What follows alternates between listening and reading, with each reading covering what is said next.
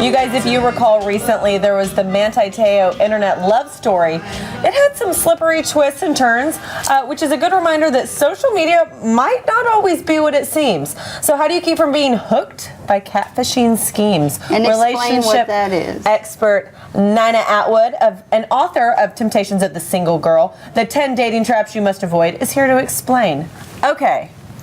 Catfishing. We've heard it from, well, there was the movie Catfish, where this guy followed a girl that he thought he had met on the internet, and then the Manti Te'o scandal. And so these have been two public stories, but apparently this happens all the time. And what is it? I think it happens a lot. Well, it's when somebody is using the media, internet media, social media, to fool someone. They hide behind the internet so they can reel someone into a fake relationship. Like in dating, or like in... It's dating, yeah, it's dating. Financial schemes, or well, it could be that, dating, but this, I think it's where it's been mostly. That's how it's been used. But is it weird that people fall for this? Like that people actually go, I think I'm in a real relationship with a person I've never met. That's right. It's so strange because you would think logically, how could they get reeled in? But the way they do is because the catfisher is using a lot of flattery. They're telling, oh, you're so how do they pull it off? wonderful. You're so fabulous. I can't believe I met you. So a lot of flattery, a lot of future talk, all the wonderful things we're going to do someday, and we'll travel here and go there. And so it's seductive. So it sounds like basic men in Dallas who are like, they talk in we language of like, we will do this, but it's just all via the internet. It's over the internet and social media. So it's texting, it's tweeting, it's Facebook, it's things like that. But they're using that languaging to seduce someone. Mm-hmm. And of course, you can't be seduced unless you're overly vulnerable. So the people who get caught in catfishing are people who have low self-esteem. They're maybe going through a very difficult time in their lives. They're not coming from a place of strength, and so they can be reeled in. They can and manipulated. And you can do that in face-to-face. You can be reeled in. It's not just on the internet or whatever. Right. You can be reeled in with that first date, and and you can end up marrying the sucker.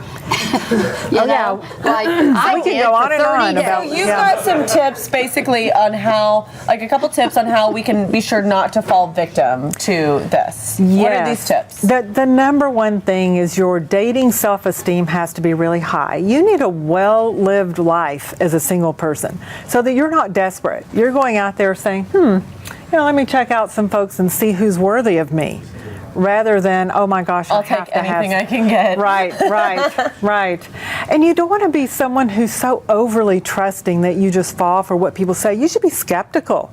You should be asking a lot of questions, saying, I'm not sure. Let me check you out further. And then the other thing is, don't be wary then. Be a little skeptical and don't live in this fantasy world.